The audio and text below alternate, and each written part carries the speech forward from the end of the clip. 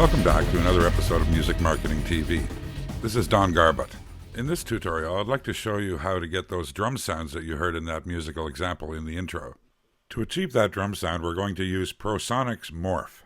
Let's start from scratch with a simple drum rhythm here.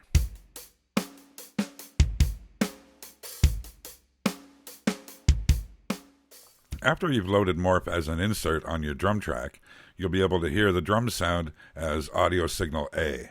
Morph is going to enable us to blend two sounds together, and to get the second sound in, we'll send it in through the sidechain input. I've experimented with some different sounds to use as program B in this Morph process, and I think that the best kind of sound to use is something that's fairly broadband and something that has a lot of transformation in it. One sound that I've found useful in this situation is a patch on the FM8 that started off as a patch called All Things Must Pass, and what I've done is added a noise generator and a pitch envelope. Here's an example of the FM8 sound.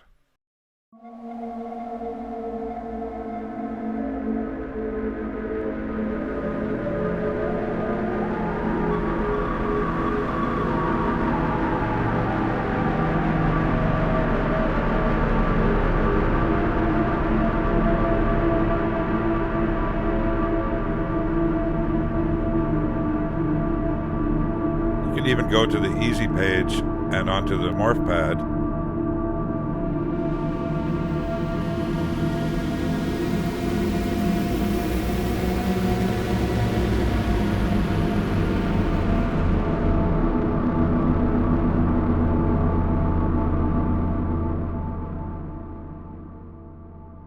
I've also tried a variety of ambient tracks that I've made in the past. This is one called The Expanding Universe from my Cosmology album.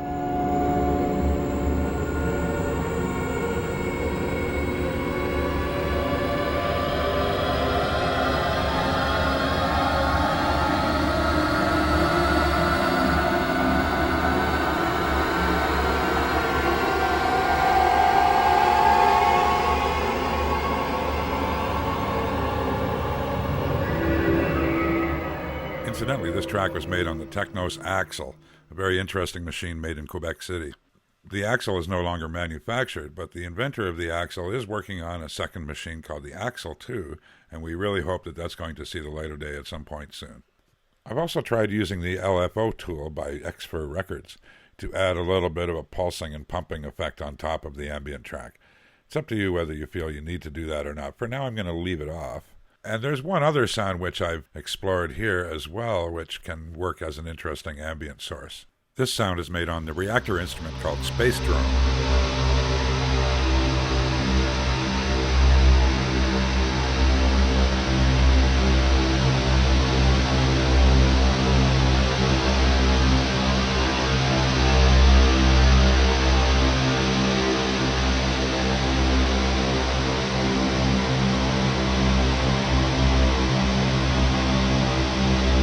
To get those sounds into the Morph plugin, you have to send them through the bus.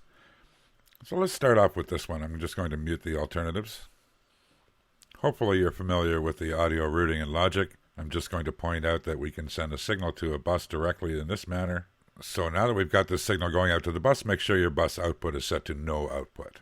Now back in Morph, we should be able to hear the drum sound on A and the ambient sound on B.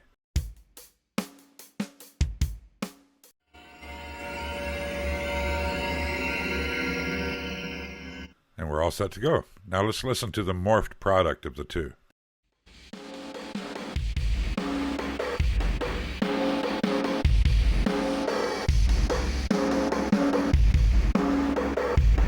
And let's try some adjustments of the morphing balance.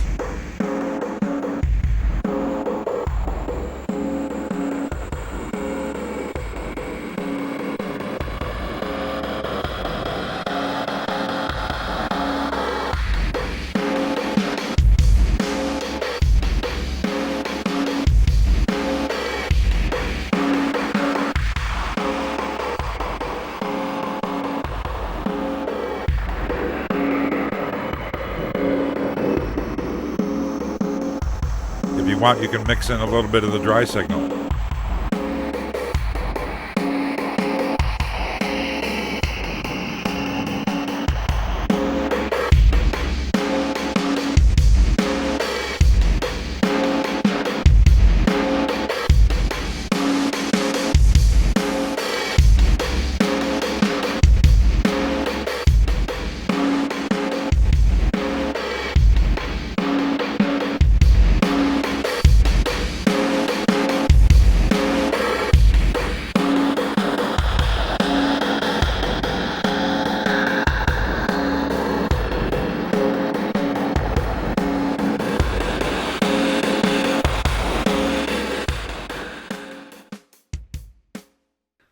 hard sound to describe. It sounds a little bit like gated reverb, but as you can hear, there's no overlap in the sense of the ambient effect on the kick drum doesn't seem to overlap when the snare event happens. Now let's try some of the other audio sounds that I have lined up for this.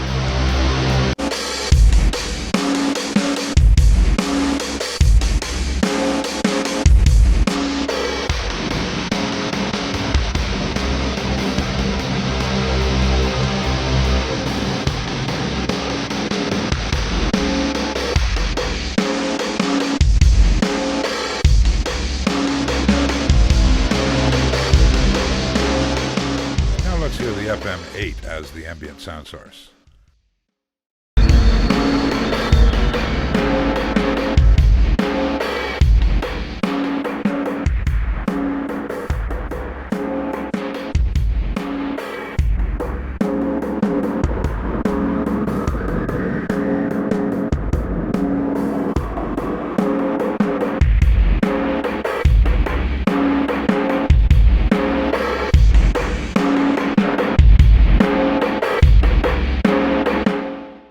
So we're getting a different tone color depending on the source of the ambient track that we're bringing in signal B.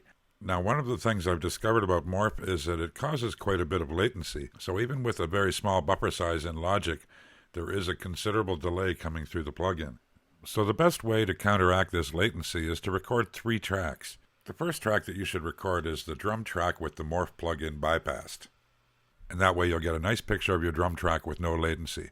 Then record the drums going through the Morph plugin, but the dry signal only. That way you'll get an identical dry signal recording, except that one will be delayed by the Morph plugin. Then record your Morph performance with the Morph fader and all the automation and everything going on in your Morph sound. After that, we'll be able to see the dry track, and we'll be able to reposition the morphed tracks to line them up with the dry track. It's helpful to record the dry track coming through the Morph plugin so that we can match the wave picture exactly. So we found the signals running through the Morph were delayed considerably, and we were able to offset them to the left to match them up. I hope you enjoyed checking out this morphing drum activity here, and here's another example of a track where I've used this morph process. Thanks for watching.